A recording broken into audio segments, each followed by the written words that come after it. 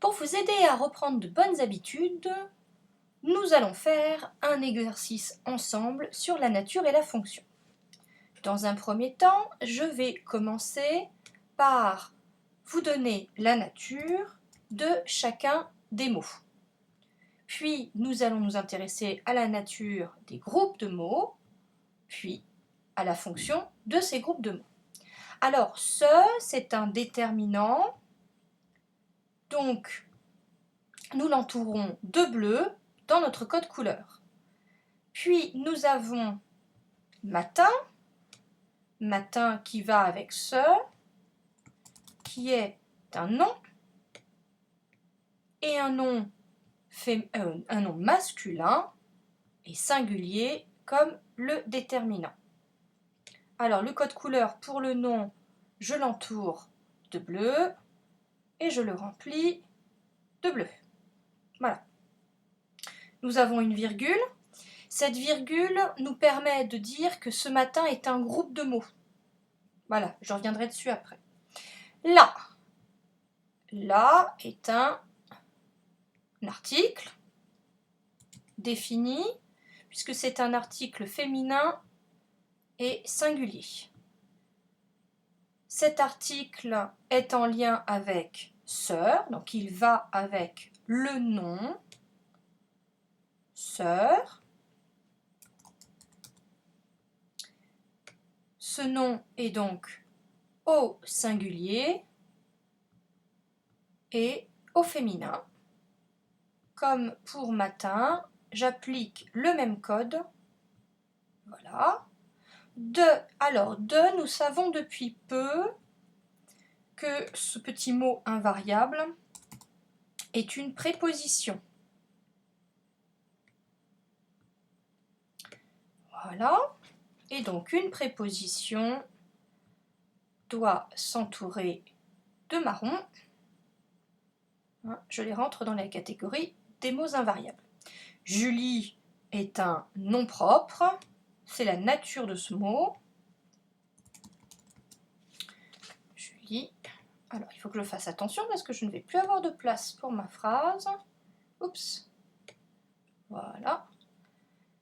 Donc, si Julie est un nom propre, je l'entoure de bleu et je remplis de bleu. Voilà. À envoyer. Alors, à envoyer, c'est le verbe envoyer, conjugué au passé composé avec l'auxiliaire avoir. Donc, nous pourrions, alors nous allons voir après ce que c'est. Je n'en dis pas plus. Le code couleur pour les verbes, c'est de les souligner en rouge. Donc je souligne à envoyer en rouge. Voilà. Des est un déterminant. Nous savons qu'il représente le pluriel. Et qu'il est donc entouré de bleu. Il accompagne le mot, le nom fleur, qui bien sûr se met au pluriel, puisque Des nous apprend qu'il y en a plusieurs des fleurs. Donc ils vont bien ensemble, c'est pour ça qu'il faut faire bien attention lors des accords, lorsque l'on veut faire les accords correctement, hein, on accorde le nom avec son déterminant et le déterminant va avec le nom bien sûr. Alors, nous avons appris dernièrement, cette semaine, que c'était une préposition, donc un mot invariable, et donc un mot invariable s'entoure de marron, comme de. Et ensuite, le dernier mot de la phrase est un nom propre, Odile. Voilà, mieux comme ça. Et donc, comme c'est un nom propre, je dois l'entourer de bleu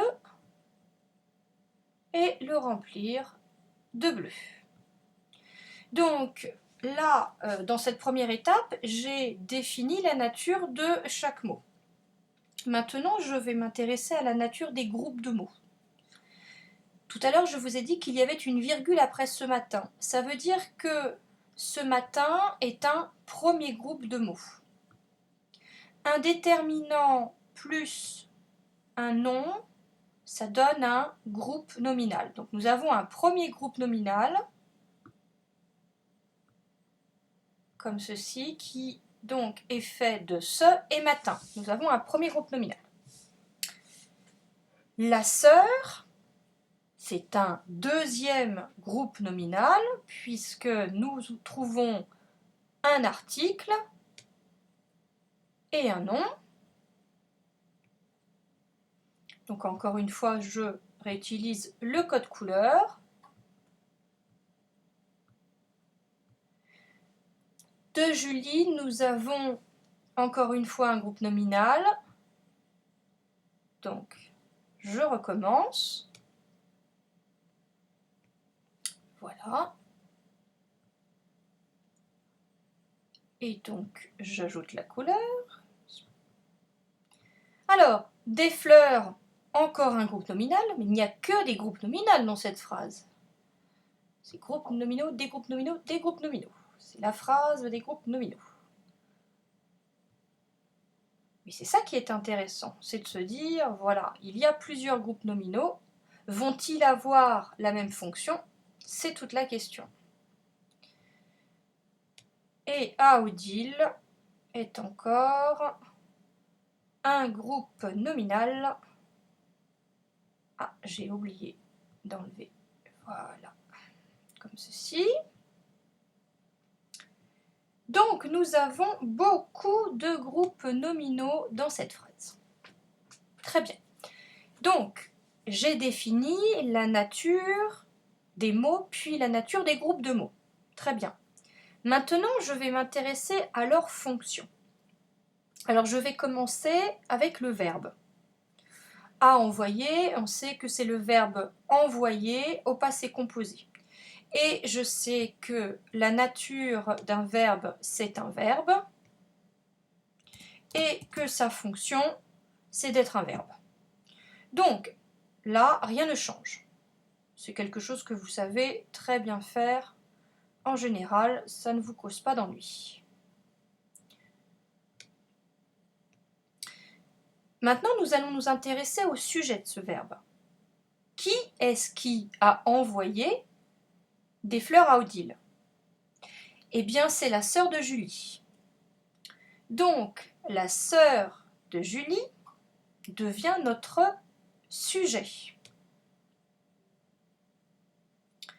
Voilà, la sœur de Julie devient notre sujet. Comme c'est un sujet, le code couleur est orange, et voilà. J'indique en dessous le sujet, sa fonction. Là, j'écris sujet. Hop. Voilà. Donc, il nous reste à savoir ce qu'est des fleurs à Odile. Alors, la sœur de Julie a envoyé quoi? Eh bien, elle a envoyé des fleurs. Nous sommes d'accord. Donc, lorsque je peux répondre à la question quoi en lien avec le verbe, je sais que mon groupe de mots est un complément d'objet. Donc, la question que je me pose maintenant, c'est est-ce un complément d'objet direct ou indirect? Eh bien, pouvant répondre à la question quoi, cela signifie que c'est un complément d'objet direct. Donc, j'écris en dessous COD, pour complément d'objet direct. Alors, maintenant, la question se pose, c'est Aodile. Qu'est-ce que c'est? La sœur de Julie a envoyé quoi? des fleurs, à qui? À Odile. Donc si je réponds à la question à qui en partant du verbe, cela signifie que j'ai encore une fois un complément d'objet. Cette fois-ci, ce complément d'objet est-il direct ou indirect? Alors, je suis désolée, il se chevauche un peu ces deux-là. Je mets... Voilà. Hein. Donc, lorsque je peux répondre à la question « à qui ?» Eh bien, je suis en train de faire des bêtises. Voilà. Excusez-moi. Donc, lorsque je peux répondre à la question « à qui ?» cela signifie que c'est un complément d'objet indirect. Alors, petit rappel, hein, je réponds à la question « qui ou quoi ?» c'est un complément d'objet direct. Je réponds à la question « à qui, à quoi ?» c'est un complément d'objet indirect. Donc, qui ou quoi. D'accord? Et là, si je fais la même chose, ici, vous êtes d'accord? Réponds à la question à qui? Ah oui, ça va pas ce que je fais. À quoi? Et voilà. C'est mieux comme ça. Hein, c'est toujours en partant du verbe, c'est pour ça que j'ai laissé la couleur rouge. Finalement, la question vient du envoyer quoi? Envoyer à qui? Très bien. Donc, nous savons que le complément, le groupe nominal, alors je peux le mettre au-dessus si vous voulez, comme ça, ça vous aide un petit peu. Hein. Ce groupe nominal-là, donc je vais mettre GN pour aller un petit peu plus vite. Hop, on va faire comme ça. Ce groupe nominal, sa fonction, c'est d'être un complément d'objet indirect. Voilà. Alors, peut-on faire un copier-coller? Oui, ça fonctionne. Ce groupe nominal-là, des fleurs, le groupe nominal des fleurs, sa fonction, c'est d'être complément d'objet direct. Maintenant, je veux un autre groupe nominal ici. Alors, ce matin, qu'est-ce que c'est? Donc, nous savons que c'est un groupe nominal, ça c'est sa nature. Mais quelle est sa fonction? Alors, je vais vous montrer. Écoutez bien. La sœur de Julie a envoyé des fleurs à Odile. La sœur de Julie a envoyé ce matin des fleurs à Odile. La sœur de Julie a envoyé des fleurs à Odile ce matin.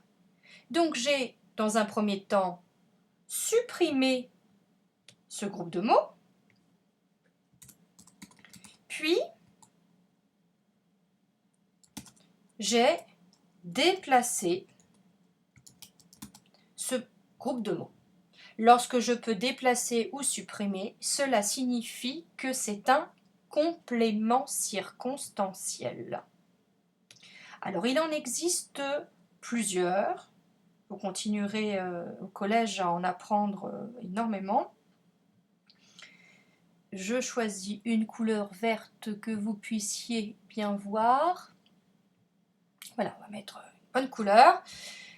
Donc, nous avons dit que c'était un complément circonstanciel. Je descends ceci pour écrire complément circonstanciel. Donc, je vais me permettre d'écrire une abréviation, c'est-à-dire complément circonstanciel, CC. Et c'est un complément circonstanciel de quoi? C'est un complément circonstanciel de temps, parce que ça passe le matin. Ça pourrait être un complément circonstanciel de lieu si nous parlions de « à la poste », la sœur de Julie a envoyé des fleurs. Hein, ou « à la poste ».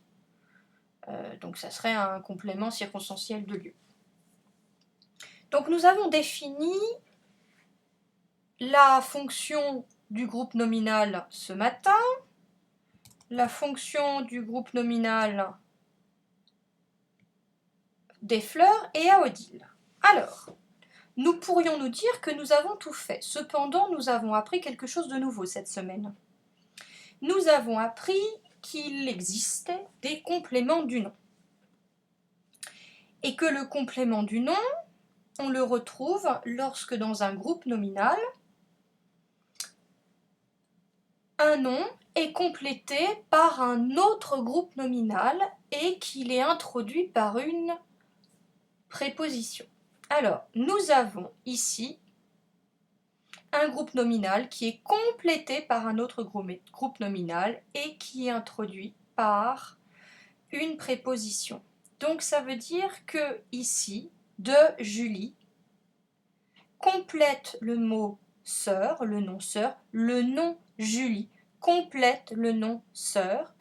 Donc de Julie est un complément du nom. Voilà.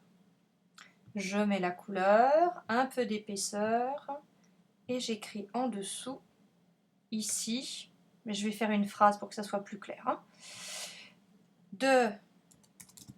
Oups. Alors, ah oui, il est là. Je ne le voyais pas. Donc, de Julie, ou Julie si vous préférez, hein, mais de Julie est un complément du nom sœur. Ou si vous préférez, Julie complète le nom sœur.